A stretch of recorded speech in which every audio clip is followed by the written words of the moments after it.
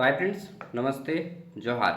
देखिए, आप लोग का सेमेस्टर 2 का एग्ज़ाम शुरू होने वाला है और अभी मैं एक एक करके सभी का वीडियो देना शुरू कर रहा हूँ। ठीक है, तो आज जो क्लास ले रहा हूँ इसका नाम है आपका सोशल अवेयरनेस। ठीक, सामाजिक जागरूकता का पेपर। आप लोग का एक कॉमन सा क्वेश्चन है सभी का कि भैया ये पेपर ऑब्जेक्टिव आएगा या सब्जेक्टिव। देखिए, अभी कुछ भी कंफर्म नहीं कहा गया है कि ये पेपर ऑब्जेक्टिव आएगा या सब्जेक्टिव, और कोई इसका कंफर्म आंसर भी नहीं बता पा रहे हैं। ठीक है, तो आपको दोनों पढ़ना है, ऑब्जेक्टिव भी सब्जेक्टिव भी।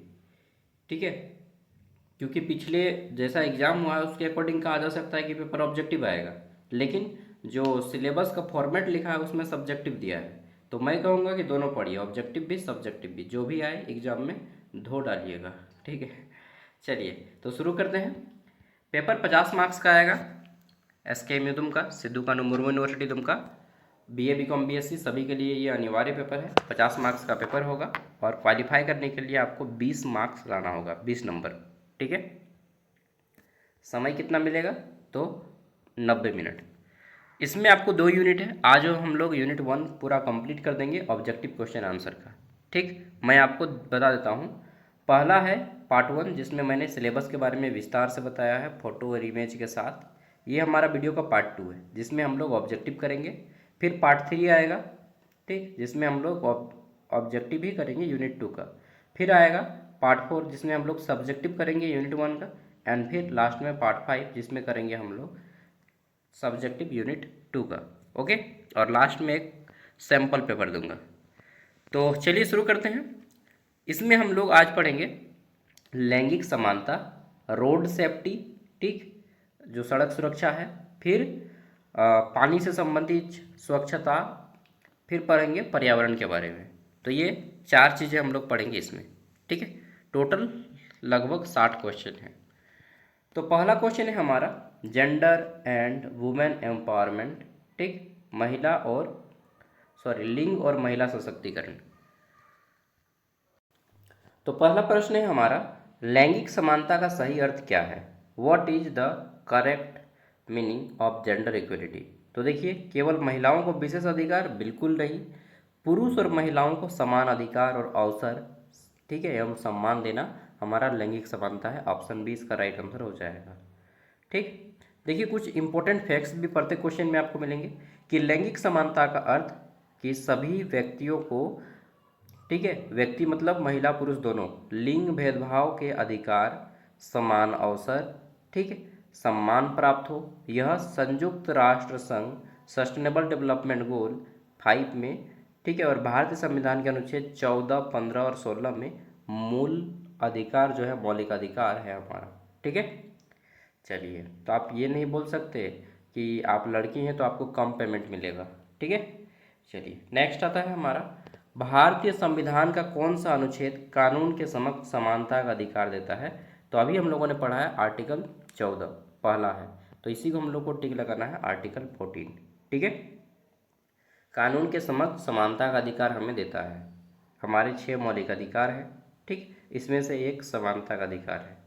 नेक्स्ट क्वेश्चन है, बेटी बचाओ बेटी पढ़ाओ किस योजना, ये योजना किस वर्ष प्रारंभ हुआ? तो ये 2015 में शुरू होता है, बेटी बचाओ बेटी पढ़ाओ। ठीक है, मोदी जी ने गलती से बोल दिया था बेटी बचाओ बेटी पटाओ। ठीक है, तो बुढ़वा सठिया गया है। चलिए, तो माफ़ कीजिएगा, मैं बीच बीच में हंसाने के लिए केवल ये सब बातें बोलता हूँ, लेकिन रियलिटी में वो बोले थे ऐसा। ठीक है, तो बहुत आलोचना भी हुई थी उनकी। यह योजना 22 जनवरी 2015 को हरियाणा के पानीपत से प्रारंभ हुआ।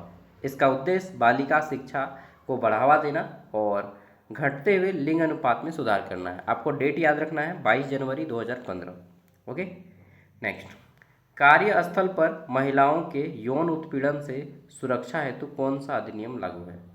तो मान लीजिए आप कहीं पे काम करती हैं, कोई भी लड़की किसी स्कूल में या किसी बैंक में काम करती है, ठीक, वहाँ पे एक दो गो लड़की है, मान लीजिए, मैक्सिमम गर्ल्स कम ही होती हैं, बॉयज़ ज़्यादा होते हैं, तो लड़के ज़्यादा हैं, तो क्या करते हैं वो उसको छेड़ने लगते हैं, ठीक है, इशारा करने लगते हैं।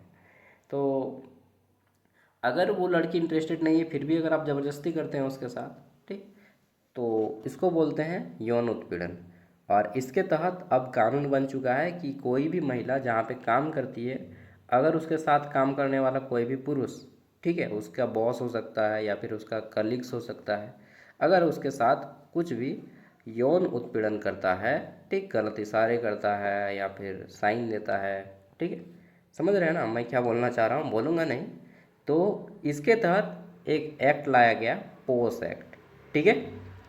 कब लाया गया? 2013 में, ठीक है। कार्यस्थल पर महिला यौन उत्पीड़न से संबंधित आप दावा कर सकते हैं, केस कर सकते हैं, लेकिन ऐसा नहीं आपके पास ठोस सबूत होना चाहिए और सच में वो व्यक्ति आपको परेशान करता हो, ठीक है। चलिए, ऐसा नहीं कि किसी को फंसाने के चक्कर में ज़बरदस्ती बोल दीजिएगा, नहीं नहीं वैसा नहीं करना है।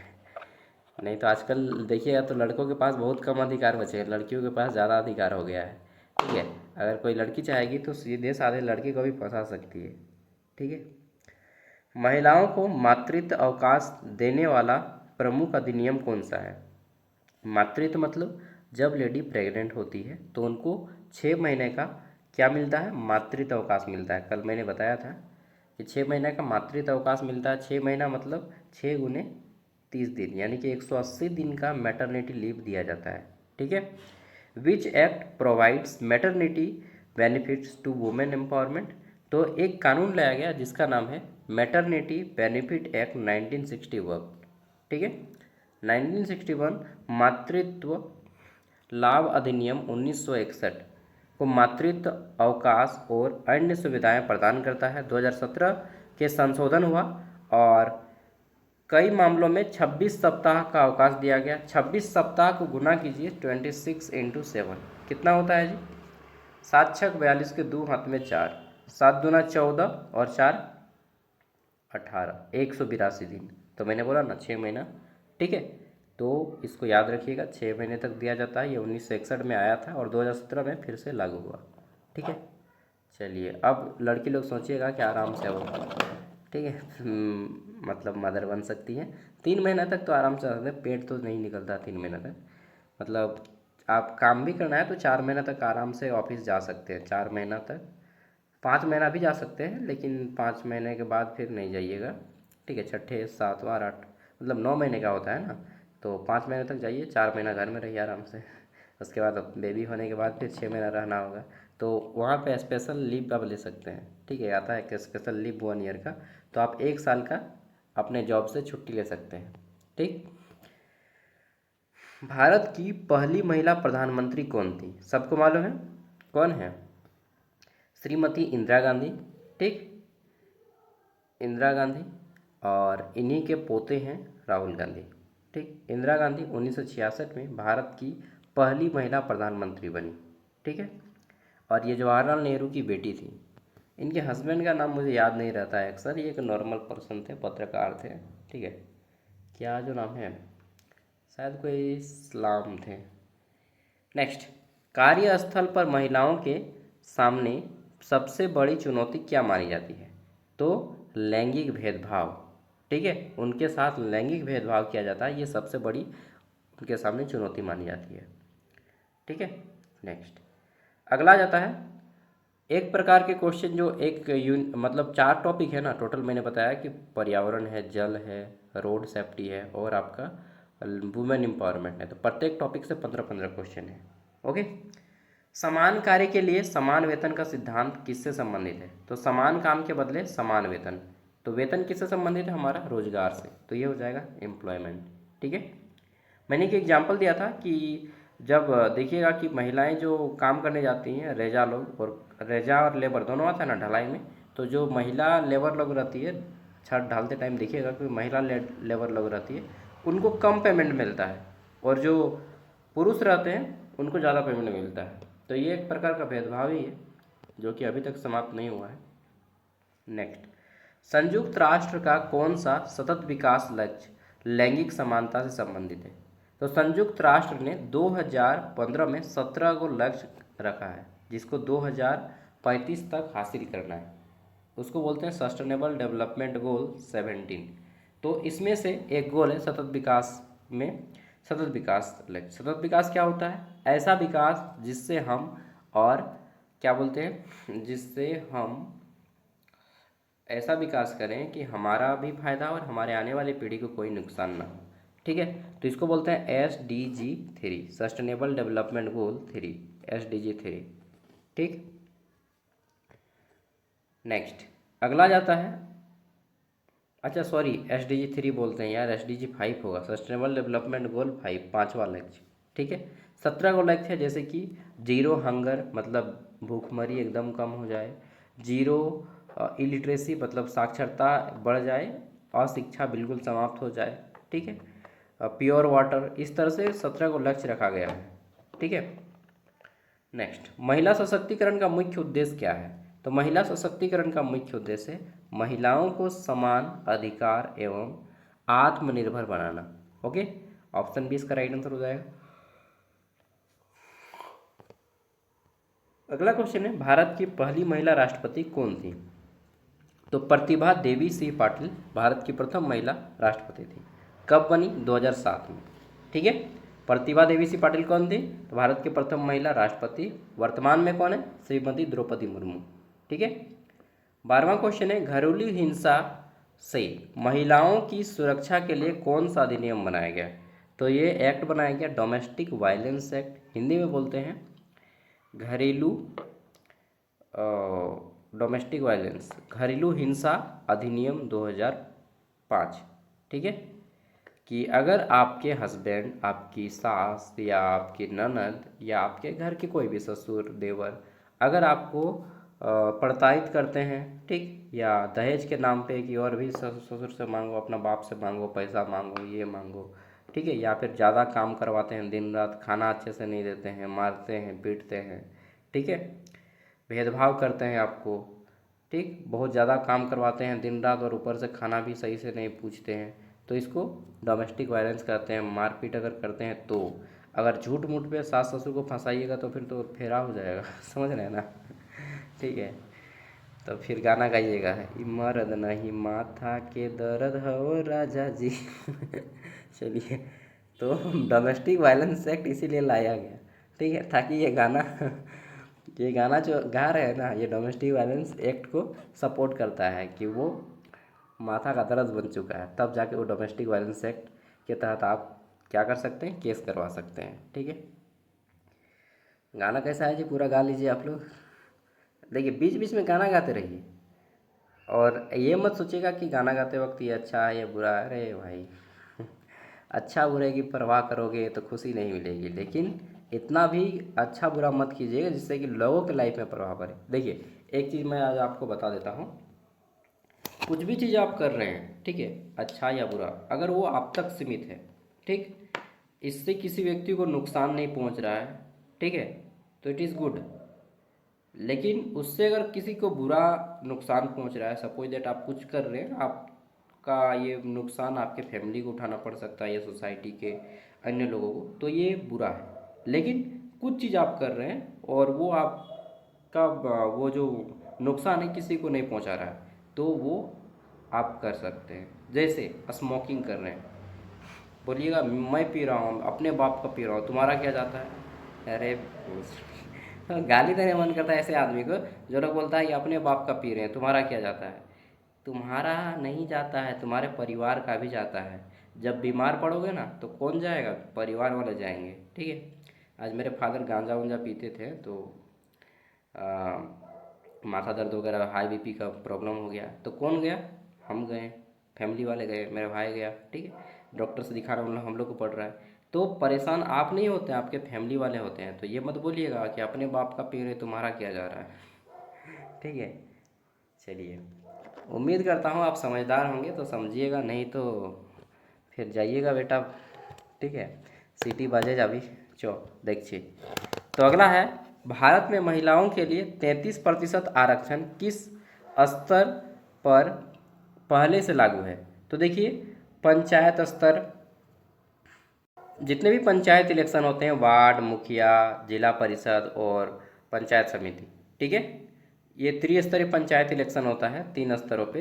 एक इसको बताऊंगा, इसी में बता दो क्या, तो 3 स्तर पे इलेक्शन होता है। ग्राम लेवल पे होता है ग्राम पंचायत, ठीक, ग्राम लेवल पे ग्राम पंचायत, ब्लॉक लेवल पे होता है पंचायत समिति लिख लीजिएगा, ग्राम पंचायत, पंचायत समिति, और जिला लेवल पे होता है जिला परिषद। तो ये तीनों जो होता है ना, ये 33% आरक्षण पहले से था, ठीक है। लेकिन अब लोकसभा, राज्यसभा और उच्च न्यायालय, इनमें भी आरक्षण मिलेगा। 73वें 74वें संविधान संशोधन के तहत पंचायत और नगर निकाय में महिलाओं के लिए कम से कम 33% आरक्षण का प्रावधान किया गया है। लेकिन अब लोकसभा, राज्यसभा, ठीक है, और सॉरी उच्च न्यायालय नहीं, लोकसभा राज्यसभा में भी मांग किया जा रहा है कि 33% महिलाओं का आरक्षण मिलना चाहिए, ठीक है।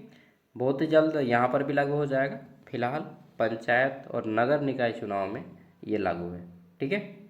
नेक्स्ट अगला जाता है, अच्छा, अगर कोई वार्ड मुखिया, सरपंच यानी कि पंचायत चुनाव में खड़ा होना चाहता है जिला परिषद वगैरह में, तो उसकी उम्र होनी चाहिए 21 साल। आपकी उम्र हो गई 21 साल, खड़ा होकर देख सकते हैं, ठीक है। 50 से ज़्यादा वोट नहीं मिलेगा यहाँ पे, वोट पैसों से मिलता है, हमारा ऐसा देश है, ठीक है। ये देश है पैसे वालों का। नेक्स्ट, कार्यस्थल पर महिलाओं के लिए इंटरनल कंप्लेन कमेटी किस कानून के तहत बनाया गया है?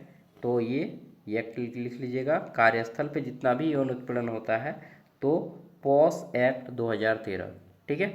गर्ल्स तो इसको भूलेंगे नहीं, बिल्कुल।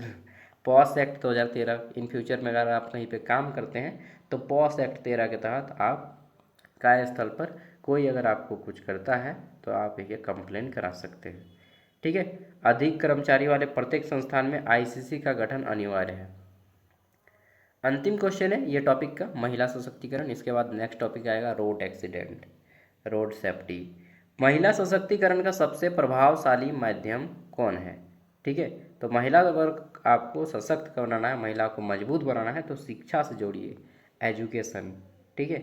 एजुकेशन, शिक्षा ही वह साधन है जिसके तहत हम अपने अधिकार और समाज में सम्मान की ज़िंदगी जी सकते हैं, ठीक है। तो हमारा ये टॉपिक 1 कंप्लीट। अब आगे बढ़ते हैं यूनिट 1 का दूसरा टॉपिक, रोड सेफ्टी, सड़क सुरक्षा, ठीक है। एक गाना है कि बाप के कमाइए बेटा लागो है मजा रे, अपने कमाई में बेटा लाएगी जी तो हवा रे, ठीक है। तो मतलब बाप का जो गाड़ी मिलता है ना, उसमें पूरा स्पीड उड़ा देता है। जब खुद का कमा के लाइसेंस वगैरह लेके गाड़ी चलाइएगा ना, तब कभी स्पीड नहीं चलाइएगा, क्योंकि वह आपने का केयर करता है अपने सामान का। तो सड़क सुरक्षा सबसे ज़्यादा इस जो एक्सीडेंट होता है वो ओवरस्पीडिंग, ओवरटेकिंग और ड्रिंक एंड ड्राइव, ये 3 चीज़ के कारण होता है। चलिए जानते हैं सड़क सुरक्षा के बारे में। कल मैंने बताया था आपको सड़क सुरक्षा के बारे में बहुत विस्तार से, लाइसेंस वगैरह क्या क्या चेक किया जाता है वो भी। तो सड़क सुरक्षा का मुख्य उद्देश्य क्या है? What is the main objective of road safety? क्यों पढ़ाया जा रहा है ये आपको? गवर्नमेंट बुड़बक है? सरकार बुड़बक है जो आपको पढ़ा रही है? नहीं रे भाई, सड़क सुरक्षा को रोकना एवं जीवन की रक्षा करना, ये सरकार का मोटिव है, ठीक है। सरकार का नहीं, बल्कि ये सरकार नहीं पढ़ा रही है, ये यूनिवर्सिटी के जो प्रोफेसर होते हैं, साइंटिस्ट होते हैं, वो इसको तैयार किए हैं। तो गवर्नमेंट तो इस सब का मतलब ही नहीं है, वो तो अपना काम बनता, भाड़ में जाए जनता। तो ये जो आपको पढ़ा रहा है, कौन पढ़ा रहा है? ये शिक्षाविद, साइंटिस्ट लोग इस सिलेबस को तैयार किए हैं। यूनिवर्सिटी के जो प्रोफेसर होते हैं, जो रिसर्च करते हैं, उसको साइंटिस्ट कहते हैं, ठीक है। तो साइंटिस्ट लोग बुड़बक नहीं है, वो आपके जीवन की, हमारे जीवन की रक्षा चाहते हैं। Preventing road accident and protection human life. Next अगला जाते हैं, तो 2 पहिया वाहन चलाते समय कौन सा उपकरण पहनना अनिवार्य होता है? Which safety equipment is mandatory while riding a 2 wheeler? तो हम लोग टोपी पहनते हैं? नहीं नहीं नहीं नहीं, हेलमेट पहनते हैं ना। चश्मा भी पहनना ज़रूरी है, लेकिन हेलमेट सबसे ज़्यादा ज़रूरी है, ठीक है। हेलमेट, हेलमेट सिर की गंभीर चोटों से बचाता है, और ये मोटर वाहन एक्ट, मोटर वाहन अधिनियम 1988 के अनुसार हेलमेट पहनना अनिवार्य है। और अगर आप नहीं पहनते हैं तो 1000 रुपये का जुर्माना या 1 महीने तक की जेल हो सकती है, ठीक है। तो 1 महीना तो जेल जाएगा नहीं, 1000 का जुर्माना भरता है, ठीक है। नेक्स्ट अगला जाता है, इसलिए हेलमेट पहन के चलिए। आप लोग भी एग्जाम देने जाते हैं, बहुत हीरोगिरी देते हैं यार, हेलमेट पहन के जाओ, ठीक है। डबल हेलमेट, 2 आदमी जा रहे हैं, डबल हेलमेट पहन के जाइए। 3 आदमी जा रहे हैं कोशिश कीजिए तीनों हेलमेट पहने, लेकिन जहाँ पे पुलिस हो वहाँ पे उतर जाइएगा। मैं एकदम साधु विद नहीं बोल रहा हूँ। हाँ, ये ज़माना ही है तो थोड़ा बहुत होगा, लेकिन एकदम से गलत मत कीजिए, ठीक है। चार पहिया वाहन चलाते समय कौन सी सुरक्षा बेल्ट लगानी चाहिए? तो सीट बेल्ट लगानी चाहिए, ठीक है। सीट बेल्ट लगाना बहुत ज़रूरी है फोर व्हीलर में।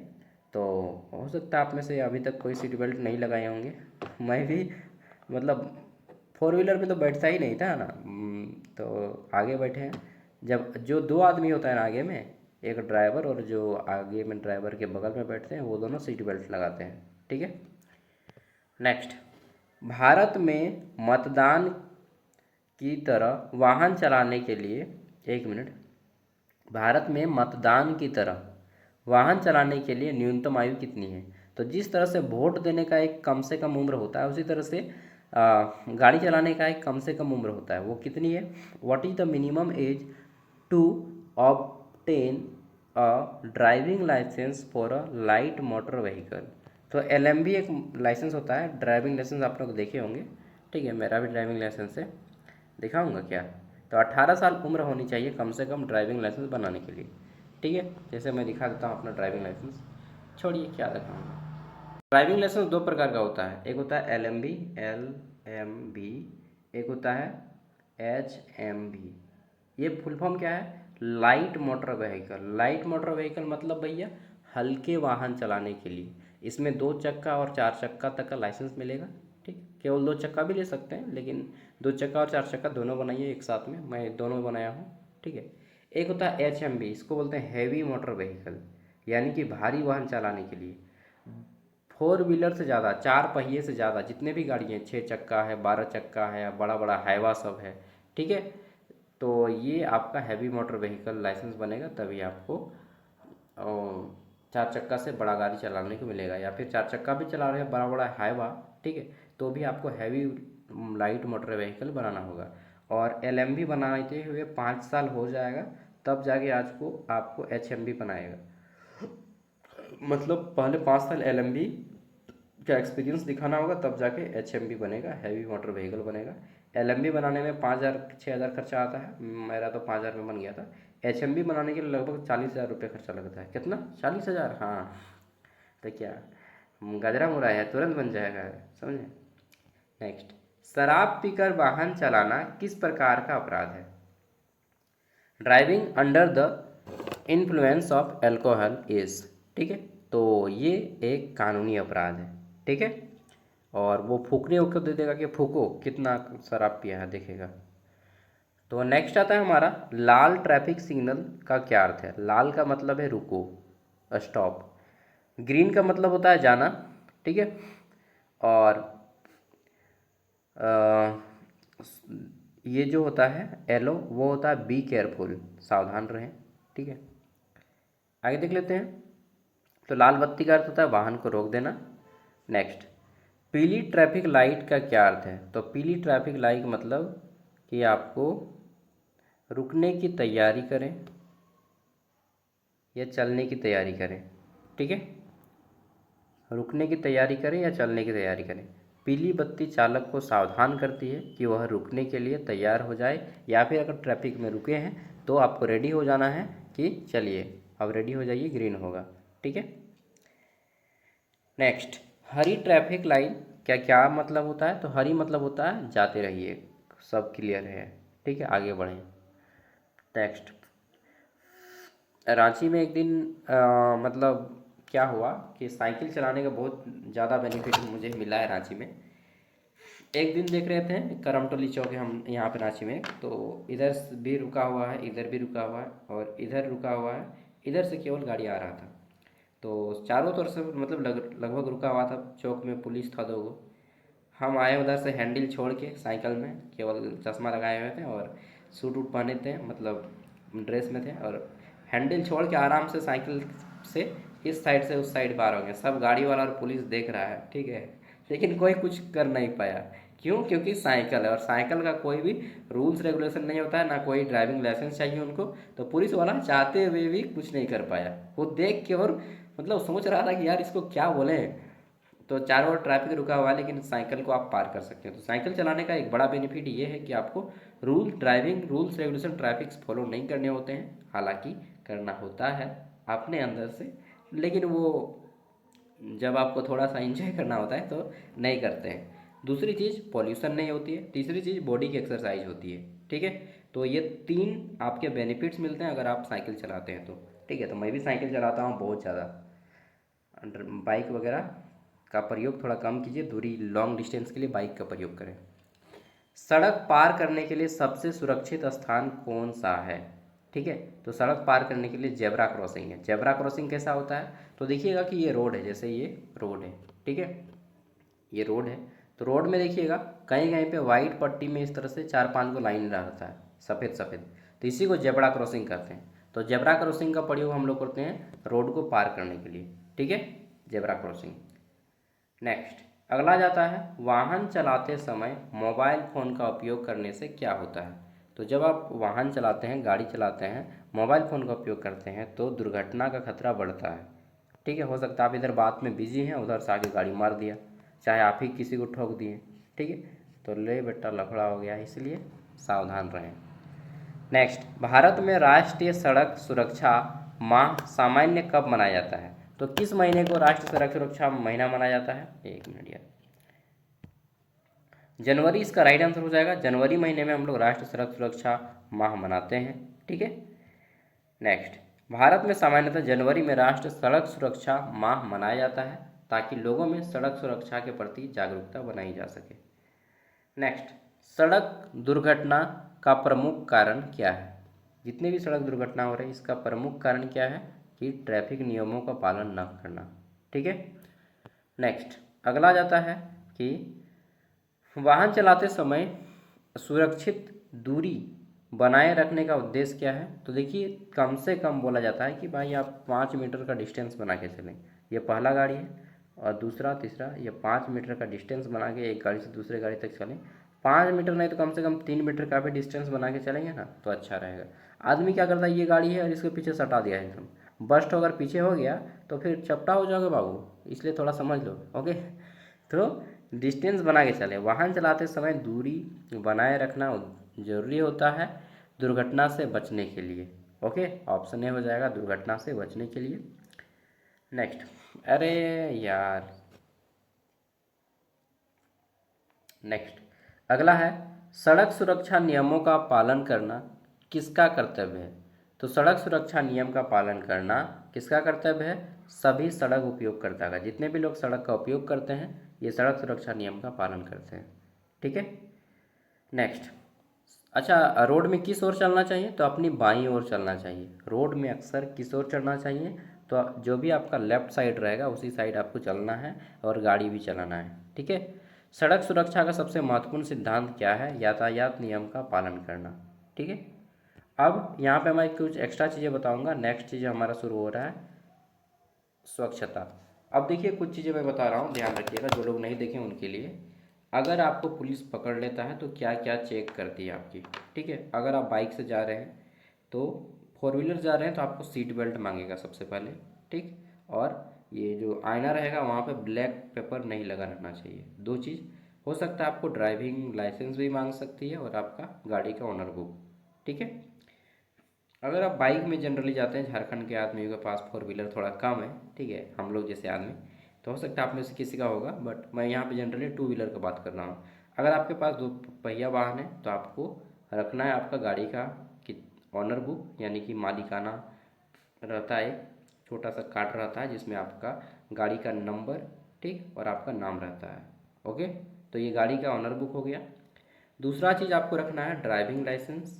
ठीक, तीसरा चीज़ आपको क्या रखना है? तीसरा चीज़ रखना है पोल्यूशन सर्टिफिकेट, 50 रुपया में बनता है पोल्यूशन सर्टिफिकेट, वो एक। चौथा चीज़ आपको रखना है हेलमेट पहनना है। ठीक, पांचवा चीज़ आपको रखना है इंश्योरेंस सर्टिफिकेट। क्या? Insurance, insurance certificate. ठीक, ये 5 चीज़। इसके अलावा आप ओवर स्पीड नहीं चाहेंगे। ठीक है, अगर आप इतना चीज़ करते हैं तो आपको पुलिस कभी नहीं रोक पाएगी। ठीक है, और कुछ भी नहीं करेगी। ट्रैफिक नियम का पालन करें, जहाँ पे देखिएगा कि रेड लाइट है वहाँ पे रुक जाना है।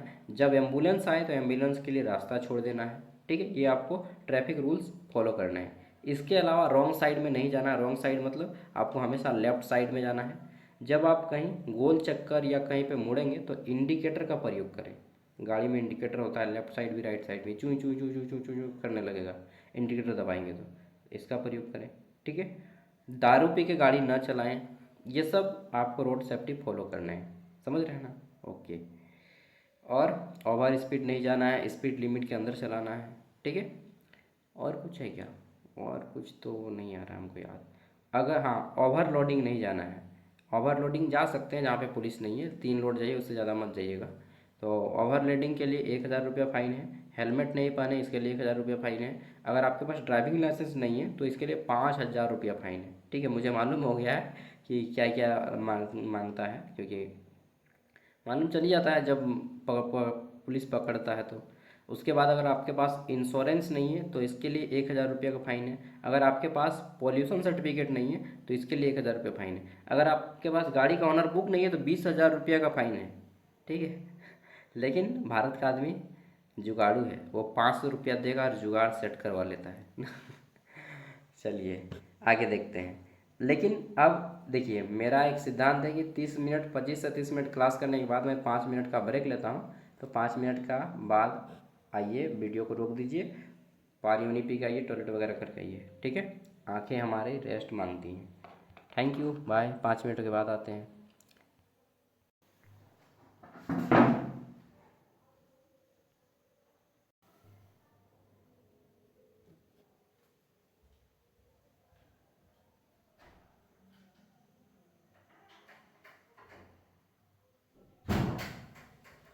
चलिए, तो देखिए 5 मिनट का ना रेस्ट बहुत ज़रूरी है, क्योंकि हमारी आँखों को लगातार स्क्रीन देखने से निकट दृष्टि दोष हो जाएगा। ठीक है, और मेरी तरह आपको भी चश्मा लग जाएगा। तो आपको चश्मा ना लगे इसके लिए मैं बोल रहा हूँ। मेरा कम पावर का है, एकदम लो पावर का। बिना चश्मा के भी मैं बहुत क्लियर दिख सकता हूँ, लेकिन दूर का जब देखने का रहता है ना बोर्ड वगैरह में, तो थोड़ा सा ब्लर दिखता है, इसलिए मैं चश्मा का यूज करता हूँ। और हमको डॉक्टर ने बताया कि प्रत्येक 20 से 25 मिनट बाद लगातार स्क्रीन नहीं देखना है। ठीक है, अवेयरनेस अबाउट ड्रिंकिंग वाटर, यानी कि जो हम लोग पानी पीते हैं, पीने के पानी के लिए जागरूकता। सैनिटाइजेशन मतलब कि स्वच्छता। ठीक है, हाइजीन। चलिए जानते हैं। तो सबसे पहला प्रश्न है हमारा, सुरक्षित पेयजल से क्या तात्पर्य है? अच्छा, एक क्वेश्चन है मेरा कि इंडिया का टॉप सेलिंग बाइक कौन सा है? इंडिया का टॉप सेलिंग बाइक, सबसे ज़्यादा बिकने वाला बाइक कौन सा है? मैं ऑप्शन देता हूँ, बताइएगा। ये जनरल सा क्वेश्चन है। पहला है हमारा बुलेट। ठीक, बुलेट। सेकंड नंबर पे आ जाता है हमारा ग्लैमर। ठीक, थर्ड नंबर पे स्प्लेंडर प्लस, स्प्लेंडर। ठीक, और फोर्थ नंबर पे आ जाता है हमारा पैशन प्रो। बताइए कि सबसे ज़्यादा बिकने वाला बाइक कौन सा है? आपको आंसर मिल गया होगा ना, मेरा भी वही है जो टॉप सेलिंग बाइक है।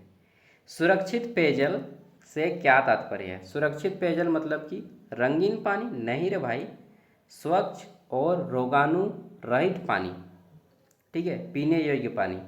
तो इसके लिए क्या करना है? पीने योग्य पानी हमारे पास बहुत कम है, तो सबसे अच्छा है कि पानी को गर्म कीजिए और पीजिए, ये सबसे अच्छा तरीका है। ठीक है, नेक्स्ट अगला आ जाता है, विश्व जल दिवस कब मनाया जाता है? वर्ल्ड वाटर डे कब मनाया जाता है? 22 मार्च को हम लोग विश्व जल दिवस मनाते हैं। प्रत्येक वर्ष 22 मार्च को विश्व जल दिवस मनाते हैं। जल का फॉर्मूला आप सबको मालूम है, H2O, हाइड्रोजन एंड ऑक्सीजन से मिलकर बना है। हाइड्रोजन के 2 अणु और ऑक्सीजन के 1 अणु से मिलकर बना है हमारा जल। नेक्स्ट, स्वच्छ भारत मिशन की शुरुआत कब हुई? स्वच्छ भारत मिशन की शुरुआत होती है 2 अक्टूबर, महात्मा गांधी के जन्मदिन पर शुरू किया जाता है 2014 में। ठीक है, जिसके तहत स्वच्छ भारत, महात्मा गांधी का जो चश्मा है, ठीक है, उसमें इस तरह से स्वच्छ भारत लिखा गया है। एक साइड में स्वच्छ, एक साइड में भारत, और झाड़ू लगा के साफ़ सफाई रखना, ये स्वच्छ भारत बोला गया है। ठीक है, लेकिन मैंने खुद देखा है बहुत सारे लोग मंदिर मस्जिद के सामने कचरा फेंक देते हैं यार। ठीक है, गांव घर तो दूर जाए।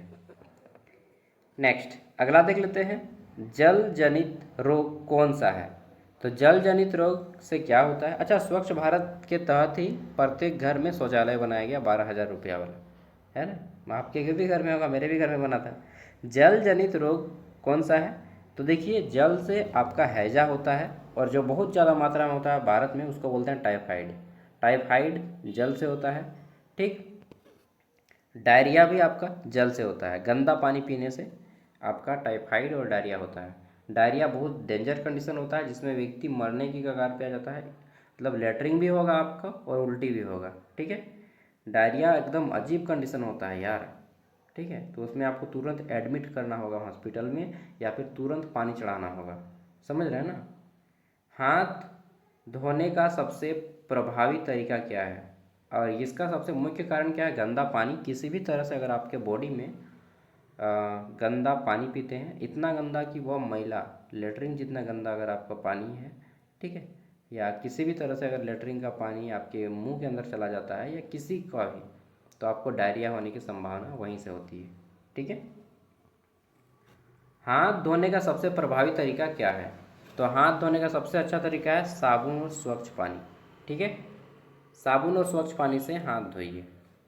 20 सेकेंड तक हाथ धोने से अधिकांश रोगाणु मुक्त हो जाते हैं। 20 सेकेंड बहुत लंबा टाइम होता है यार ना, 4-5 सेकेंड भी अगर आप साबुन से हाथ धो लीजिएगा तो काफ़ी है। नेक्स्ट, व्यक्तिगत स्वच्छता, पर्सनल हाइजीन, व्यक्तिगत स्वच्छता का मुख्य उद्देश्य क्या है?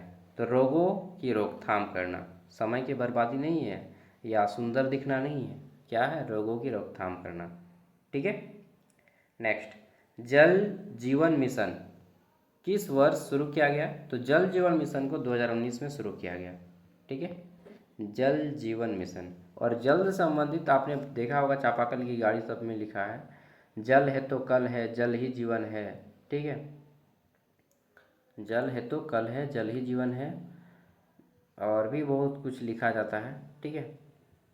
नेक्स्ट, खुले में शौच से कौन सी समस्या होती है? अगर आप बाहर लेटरिन करने जाते हैं, शौचालय जाते हैं बाहर खेत में, ठीक है, तो क्या होगा? जल एवं पर्यावरण प्रदूषण होगा। लेकिन वैसा नहीं, अगर आप घर से 1 किलोमीटर दूर जा रहे हैं तब तो कोई दिक्कत नहीं, लेकिन बाहर जब भी जाते हैं, ठीक है, खेत में जाते हैं, अभी भी जिनके घर में शौचालय नहीं वो खेत ही जाते होंगे। मैं खुद आज से 2 साल पहले जाता था। ठीक है। क्योंकि मेरे घर में वॉशरूम लेटरिन रूम नहीं था, फिर मैं खुद पैसा से जुगाड़ करके बनाया, उधार उधार लेके। ठीक है। अभी है भाई, अच्छा खासा है। तो लेटरिन रूम बहुत ज़रूरी है, शौचालय बहुत ज़रूरी है। तो जिनके घर में नहीं है वो क्या करेंगे, आप वॉशरूम जाते हैं जहाँ पर भी बांध जाते हो या नदी जाते हो या डोभा वगैरह जहाँ पर भी जाते हैं, ठीक है, झारखंड में वही सब चलता है। तो 1 किलोमीटर दूर तक जाइए और आने के बाद साबुन से हाथ धोइए। ये 2 चीज़ कीजिए कम से कम, जब तक नहीं है। ठीक है। और बरसात में क्या होता है ना, तो जाइएगा तो इधर एगो सांप मिलेगा तो उधर एगो सांप मिलेगा, फिर परेशान हो जाते थे हम भी जल एवं पर्यावरण प्रदूषण। लेकिन दोस्तों के साथ जाने से कोई दिक्कत नहीं होता था फिर। ठीक है। कभी कभी चलते चलते अचानक से जो खेत का आयर होता है, चल चल के अचानक से गिर जाइएगा। ठीक है। तो खेत उत जाने में ना बहुत दिक्कत है सावन महीना में ना और रियलिटी में बता रहा हूँ, ये सब चोरी छिपाने वाली बात नहीं है। मैं एक ज़मीन से जुड़ा हुआ इंसान, ठीक है, गांव से एकदम ठेठ, जो बोलते हैं ना गांव का। हालांकि मैं रांची में रह रहा हूँ अब आजकल 1 साल से। WHO के अनुसार स्वस्थ जीवन के लिए सबसे आवश्यक क्या है? तो स्वच्छ जल और स्वच्छता सबसे ज़्यादा जरूरी है। ठीक है। स्वच्छ जल यानी कि पानी आपका अच्छा होना चाहिए, गर्म करके पानी पीजिए बरसात में, और आप हाइजीन रहें। ठीक है। WHO का फुल फॉर्म क्या होता है? वर्ल्ड हेल्थ ऑर्गेनाइजेशन, विश्व स्वास्थ्य संगठन। क्वेश्चन आ सकता है कि विश्व स्वास्थ्य दिवस कब मनाया जाता है? तो 7 अप्रैल को विश्व स्वास्थ्य दिवस मनाते हैं, 7 अप्रैल। ओके। Every year. डायरिया का प्रमुख कारण क्या है? तो दूषित भोजन या दूषित पानी। ठीक है। कितना गंदा? इतना गंदा जितना कि आदमी का, ठीक है, सोच होता है। अगर उतना गंदा अगर आप पानी या भोजन किसी भी माध्यम से बॉडी के अंदर जाता है तो डायरिया होने की संभावना रहती है। ये नहीं कि 100% हो ही जाएगा, होने की संभावना रहती है। ठीक है। स्वच्छ पेयजल प्राप्त करने का सबसे सरल घरेलू उपाय क्या है? तो पानी को उबालना, पानी को गर्म कीजिए, बॉईल कीजिए और पीजिए। ठीक है। उससे सारे जीवाणु नष्ट हो जाते हैं। अग्नि को समर्पित होने के पश्चात सब कुछ राख हो जाता है, चाहे कितना भी कुछ हाथ कब धोना सबसे आवश्यक है? भोजन से पहले और शौच के बाद। ठीक है, जब आप लेटरिन करके आते हैं तब हाथ धोइए और खाना खाने से पहले हाथ धोइए। ठीक है, टॉयलेट करके बाद हाथ, टॉयलेट में केवल पानी से हाथ धो ले चलेगा। ठीक है, लेकिन जब भी आप शौच करते हैं 2 नंबर जाते हैं तो आपको साबुन से हाथ धोना है। ठीक है, या हैंड वॉश से। नेक्स्ट, स्वच्छता का संबंध किससे है? तो साफ सफाई और अपशिष्ट प्रबंधन से स्वच्छता का संबंध है।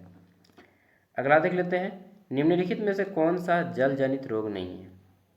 तो टाइफाइड होता है गंदा पानी पीने से, हैजा भी होता है गंदा पानी पीने से। अच्छा, गंदा पानी या गंदा खाना दोनों आएगा। ठीक है, डायरिया भी होता है लेकिन मलेरिया नहीं होता। मलेरिया किससे होता है? मलेरिया गंदा पानी में रहने वाले जो मच्छर होते हैं उससे होता है, मच्छर के काटने से। मच्छर का नाम है मादा एनोफिलिस। ठीक है, मादा मतलब लड़की है, हाँ लड़की नहीं है, महिला के ग्रुप में आती है कि पुरुषों में कहाँ दम था। ठीक है, तो क्या वो डायलॉग बना सकता है कि पुरुषों में कहाँ, नर में कहाँ दम था, हमें तो मारा नहीं मारा। ठीक है, जैसे कि एसएससी में कहाँ दम था, हमें तो जेपीएससी ने मारा। नेक्स्ट, स्वच्छता और व्यक्तिगत स्वास्थ्य का संबंध है, किससे है? तो स्वच्छता और व्यक्तिगत स्वास्थ्य का संबंध है, स्वच्छता से रोगों की रोकथाम होती है। ओके, नेक्स्ट आगे देख लेते हैं, ये अंतिम यूनिट है। और दोस्तों मैं बताना चाहूँगा थोड़ा सा ज्ञान सागर ऐप के बारे में। ठीक है, इसके बाद कंप्लीट हो जाएगा हमारा video. So this is our app Gyan Sagar. यहाँ पे आपको सारे नोट्स दिए जाएंगे बीएससी को छोड़ के। बीएससी के सब्जेक्ट के नोट्स मैं नहीं दे पाऊँगा क्योंकि बीएससी में कुछ कुछ सब्जेक्ट हैं, जैसे कि फिजिक्स का नोट्स नहीं दूंगा, केमिस्ट्री का नहीं दूंगा, मैथ का नहीं दूंगा, फिजिक्स केमिस्ट्री मैथ। बाकी आपका जो जूलॉजी है, बॉटनी है, जियोलॉजी है, उसका दे दूंगा। ठीक है, और बीए के सभी सब्जेक्ट का मिलेगा, बीकॉम का मिलेगा। ये ज्ञान सागर ऐप आपको प्ले स्टोर में मिल जाएगा, सर्च कीजिएगा ज्ञान सागर, और इसका ऐप का लिंक वीडियो का डिस्क्रिप्शन बॉक्स में भी है। इंस्टॉल करना है, इंस्टॉल करने के बाद ये लिखाएगा ज्ञान सागर एन एजुकेशनल ऐप। जोहार मतलब मैं झारखंडी हूँ, जोहार पढ़ो अपने हक के लिए लड़ो, हमारा झारखंड का नारा है, क्योंकि बिना लड़े यहाँ पे कुछ भी नहीं मिलता है। बिरसा मुंडा का फोटो आएगा और ऐप ऑटोमेटिकली इंस्टॉल होने के बाद यहाँ पे आके रुक जाएगा। ठीक है, अब आपको यहाँ पे क्लिक करना है क्रिएट एन अकाउंट। इस पर जैसे ही क्लिक करेंगे ना तो आपके सामने 2 चीज़ ऑप्शन में आएगा। ठीक है, यहाँ पे फुल नेम डालिएगा, फ़ोन नंबर डालिएगा और फिर से आपको क्रिएट एन अकाउंट पे क्लिक करना है। जैसे क्लिक करेंगे तो क्या होगा, आपके सामने ये ऐप इस तरह से ओपन हो जाएगा। ओटीपी आएगा, ओटीपी डालिएगा, ओपन हो जाएगा। ओटीपी डालने के बाद ऑल कोर्स में अब आपको क्लिक करना है। यहाँ पे आएंगे ऑल कोर्स, इसमें क्लिक करेंगे। यहाँ से आपको सभी यूनिवर्सिटी का कोर्स देखने को मिलेगा। आपको लेना है ये SKMU दुमका का कोर्स। बाय नाउ पे क्लिक करेंगे। ठीक है, बाय नाउ पे जैसे ही क्लिक करेंगे ना तो क्या होगा भैया, इससे यहाँ पे आपको पेमेंट का ऑप्शन मिलेगा, ऑनलाइन पेमेंट कर लीजिएगा। जो लोग ऑनलाइन नहीं चलाते हैं वहाँ पे QR कोड का भी ऑप्शन है, किसी को भी पेमेंट करने बोलिएगा। बाय नाउ में ही 2 ऑप्शन है, QR कोड का भी और ऑनलाइन का भी। तो अगर जो फ़ोन पे नहीं चलाते हैं वो QR कोड से किसी को बोलिएगा पेमेंट करने। उसके बाद देखिए ये कोर्स आपका 4 साल के लिए फ्री हो जाएगा। कितना पेमेंट करना भैया? 60 रुपया।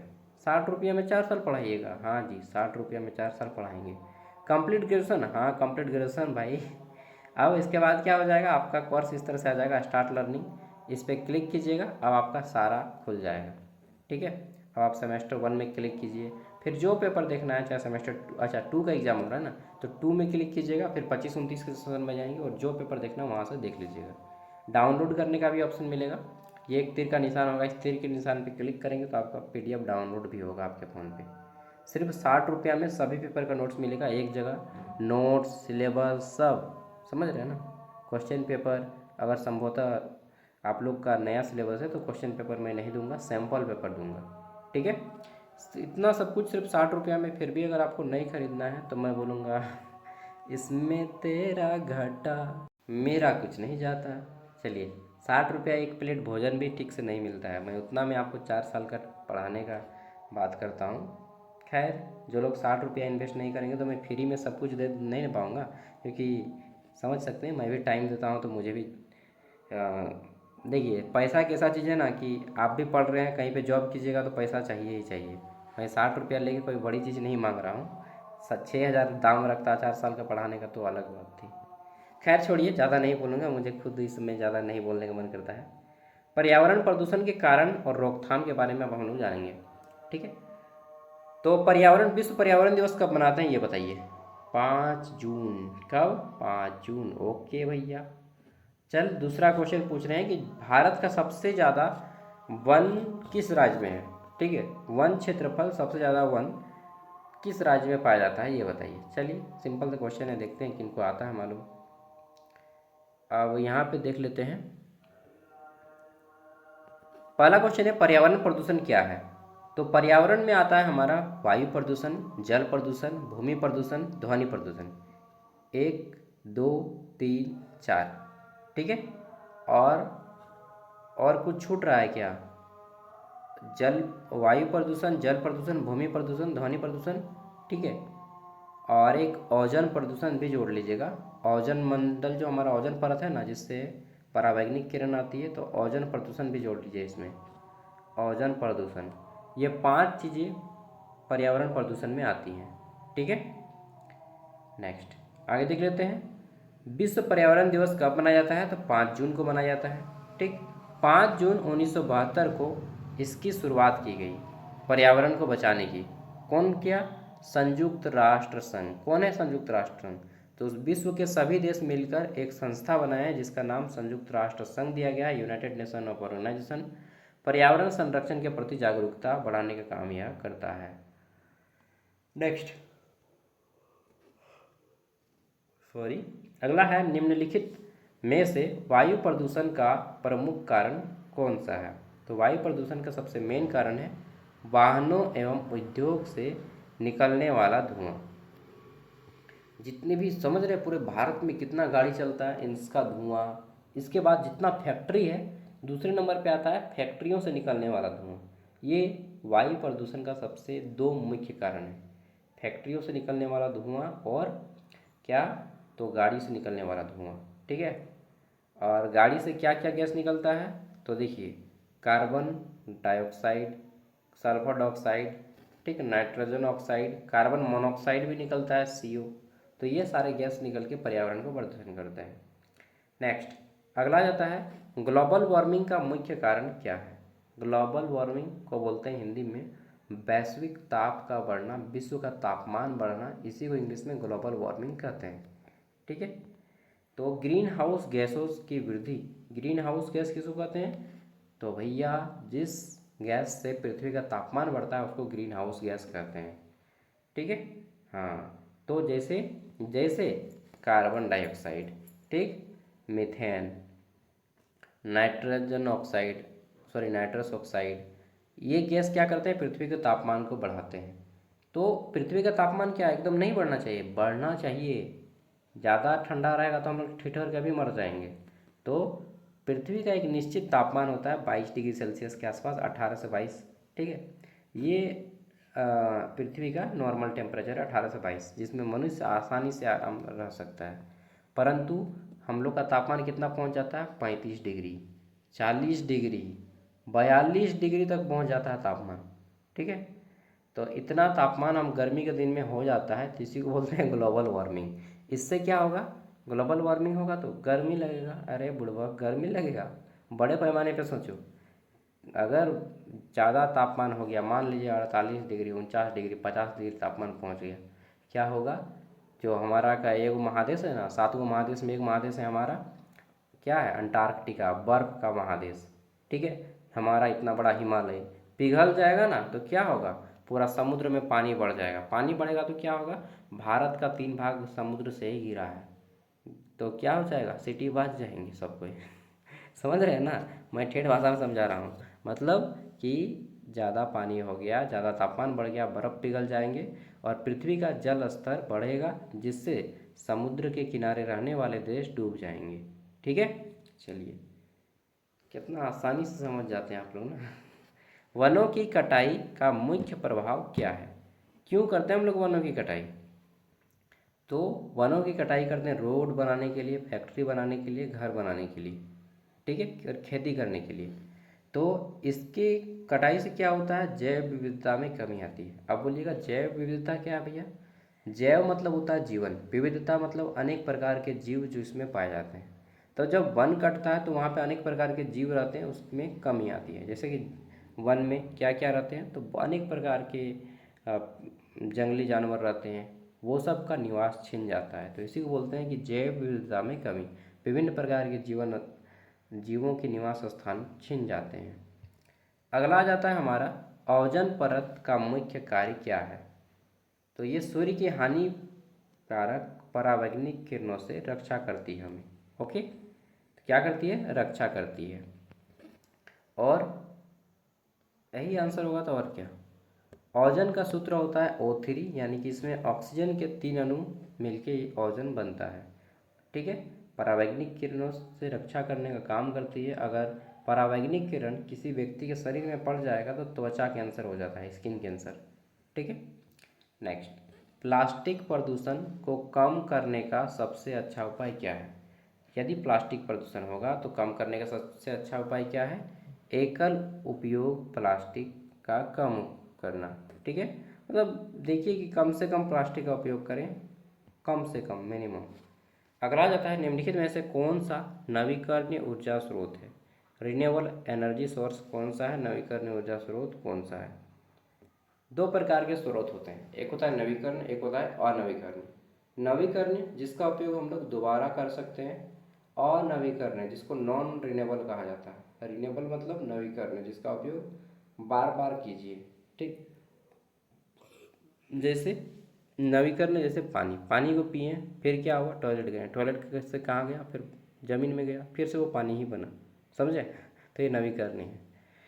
ठीक, पानी और हवा, धूप, ये सब नवीकरणीय है, कभी ख़त्म नहीं होगा। अब कोयला, कोयला क्या है हमारा, कोयला हमारा अनवीकरणीय है, पेट्रोल अनवीकरणीय, प्लास्टिक अनवीकरणीय है। ऐसा पदार्थ जो एक बार ख़त्म हो गया तो दोबारा नहीं मिलेगा, उसको अनवीकरणीय संसाधन कहते हैं, समझे। तो पूछा गया है कौन सा नवीकरणीय स्रोत है। कोयला तो अनवीकरणीय है, पेट्रोल भी अनवीकरणीय है। सौर ऊर्जा यानी कि सूर्य से प्राप्त होने वाली एनर्जी, सोलर एनर्जी, ये हमारा नवीकरणीय है। नेक्स्ट आता है, ध्वनि प्रदूषण का सबसे प्रमुख स्रोत क्या है। तो ध्वनि प्रदूषण का सबसे मुख्य स्रोत है क्या, वाहन एवं लाउड स्पीकर, जो गाना बजते रहता है ना, भोजपुरी गाना चाहे जो भी गाना हो, ठीक है, कहो ना प्यार है, ये सब गाना तो सुनने में ठीक भी लगेगा। अब जब भोजपुरी का इतना खराब खराब गाना बजता है ना, ठीक है, तो दिमाग खराब हो जाता है। खैर, खोटा और ये सब सुन, इंग्लिश सॉरी हिंदी सुनने में तो थोड़ा अच्छा भी लगता है। हाँ, बंगाली भी थोड़ा थोड़ा अच्छा ही लगता है, ठीक है, लेकिन भोजपुरी वगैरह डांस में ठीक है, बाकी टाइम में घर में सुनने के लिए वो सही चीज़ नहीं है। ठीक है, बाराती में ठीक है। क्योंकि there is no genius some touch of madness, और अगर आप में थोड़ा सा मैडनेस नहीं है तो फिर आप लाइफ को खुल के जी भी नहीं पाएंगे। तो थोड़ा सा मैडनेस होना जरूरी है। पर्यावरण संरक्षण के लिए कौन सा उपाय सबसे प्रभावी है। तो वृक्षारोपण कीजिए, ठीक है, प्लांटेशन कीजिए। आगे देख लेते हैं, रेड्यूस, रीयूज एंड रिसाइकल का संबंध किससे है। रेड्यूस, रीयूज और रिसाइकल। रेड्यूस मतलब कि रीयूज मतलब दोबारा उपयोग करना, रिसाइकल मतलब, रेड्यूस मतलब होता है कम से कम उपयोग, ठीक है, रीयूज मतलब फिर से उपयोग, रिसाइकल मतलब रीयूज दोबारा उपयोग, और इसका रिसाइकल मतलब होता है पुनर्चक्रण। ठीक है, ये 3R कह जाते हैं। देखिए पहला अक्षर R है, तो इसको 3R कहा जाता है। 3R, रिड्यूस कम उपयोग, रीयूज दोबारा उपयोग, रिसाइकल पुनर्चक्रण। ठीक है, तो कचरा प्रबंधन से ये जुड़ा हुआ है। रांची में भी लिखा हुआ है, शौचालय सब में लिखा रहता है 3R। ठीक है, आप लोग का उधर भी जहाँ नगर निगम होगा वहाँ पे लिखा होगा। नेक्स्ट, जल प्रदूषण का मुख्य कारण क्या है। तो औद्योगिक अपशिष्ट एवं सीवेज जल प्रदूषण का सबसे मुख्य कारण है। ठीक है, अगला है, भारत में पर्यावरण संरक्षण अधिनियम कब लागू हुआ। तो पर्यावरण को सुरक्षा देने के लिए पर्यावरण संरक्षण अधिनियम 1986 लागू किया गया है। ठीक है, भारत का राष्ट्र पशु बाघ है, आप सबको मालूम है। राष्ट्र पक्षी क्या है मालूम है ना? मोर। देखिए, एक मूवी बनी है द रेलवे मैन के नाम से, देख लीजिएगा। भोपाल गैस त्रासदी के ऊपर इसको बनाया गया है। ठीक है, वहाँ पे भोपाल में, मध्य प्रदेश की राजधानी भोपाल में 1986 में एक गैस निकलती है। रात को अचानक क्या होता है कि गैस का जो पाइप है ना वो फट जाता है, और फिर वहाँ से गैस निकलने लगता है मिथाइल आइसोसाइनाइड। ठीक है, वो गैस आँखों में पड़ेगा तो आँखें थोड़ा सा लाल होंगी, उसके बाद आपको क्या होगा कि सांस फूलने लगेगा, और आँखों से फिर ब्लड आने लगेगा, मुंह से ब्लड आने लगेगा, और फिर सांस लेना बंद और आदमी ख़त्म। तो ये भोपाल में ये जो गैस हुआ था, मूवी में बहुत अच्छे से बताया गया है। यूनियन कार्बाइड नाम की एक अमेरिका की कंपनी थी, वो कंपनी अभी बंद हो गई है। ठीक है, 10,000 लोग उसमें मर गए थे भोपाल के त्रासदी में। जो रेलवे था, रेलवे में क्या होगा कि सब आदमी रेलवे से इधर से उधर जाने लगे। ठीक है, सब आदमी देखिएगा, वो बहुत मस्त मूवी देखिएगा, द रेलवे मैन। तो यूनियन कार्बाइड नाम की फैक्ट्री थी, और वहाँ पे मिथाइल आइसोसाइनेट निकला था। क्या निकला था? Methyl isocyanate. ठीक है, भोपाल गैस त्रासदी में। नेक्स्ट, पर्यावरण संरक्षण की जिम्मेदारी किसकी है? तो सभी नागरिक को है। नागरिक मतलब प्रत्येक आम आदमी को है। ठीक है, पर्यावरण की सुरक्षा की जिम्मेदारी। नेक्स्ट आता है हमारा, पर्यावरण प्रदूषण को रोकने का सबसे प्रभावी उपाय कौन सा है? तो वृक्षारोपण कीजिए। ठीक, स्वच्छ ऊर्जा और 3R का सिद्धांत, रिसाइकल, रीयूज और रिड्यूस की पॉलिसी को अपनाइए। ये यहाँ पे हमारा 49 पेज का PDF 60 क्वेश्चन हम लोगों ने कंप्लीट किया यूनिट 1 का। नेक्स्ट वीडियो में हम लोग यूनिट 2 करेंगे। देखिए, 2 घंटा में आपका ऑब्जेक्टिव ख़त्म हो जाएगा, 2 घंटा में आपका सब्जेक्टिव ख़त्म। 4 घंटा पढ़ के यदि आपका पूरा पेपर कंप्लीट होता है तो क्या बुरी बात है। उसमें के साथ साथ मैं मज़ा और कॉमेडी भी करता हूँ बीच बीच में। ठीक है, तो आप भी पढ़िए, गर्लफ्रेंड को भी पढ़ाइए। गर्लफ्रेंड नहीं है तो दोस्त लोग हैं ना, उसको भी पढ़ाइए। और वीडियो पसंद आए तो लाइक शेयर ज़रूर कीजिएगा। और जिनको ऐप पसंद आए, 60 रुपया में 4 साल का एक्सेस है, खरीद लीजिएगा। लिंक वीडियो का डिस्क्रिप्शन बॉक्स में है। ओके दोस्तों, बाय, जोहार। पसंद आए तो प्लीज़ लाइक कीजिएगा, ना पसंद आए तो डिसलाइक भी कर सकते हैं।